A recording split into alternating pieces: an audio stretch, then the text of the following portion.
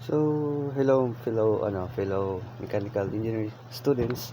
Ah, yung mga magka-second year pa lang, ito yung magiging subjects nyo, Thermodynamics 1.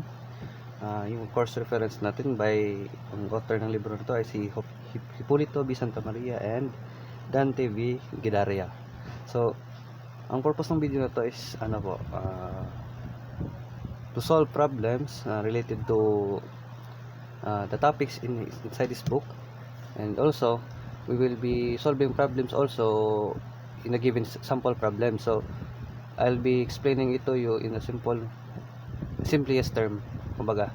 So paano siya i-solve, paano siya na-solve, since majority ng problems dito is lalabas sa mga quizzes, major exams, nor sa board examination. So if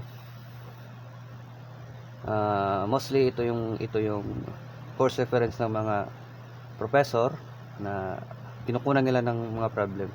So lalo na sa my beloved school my beloved campus, which is the Palawan State University. Of course, ito yun yung niya nila, sir. Ito yun yung course reference niya. So ang advice ko lang is know the concept, understand the concept, never memorize the formula, but rather understand the formula, what's purpose, and how do you use it. So yun lang din. So hindi intended ang mag-memorize sa formula, kundi intindihin kung ano yung nais ibig sabihin ng isang formula. So if you want to understand, you want to know, so I'll do my best to guide you. So let's start.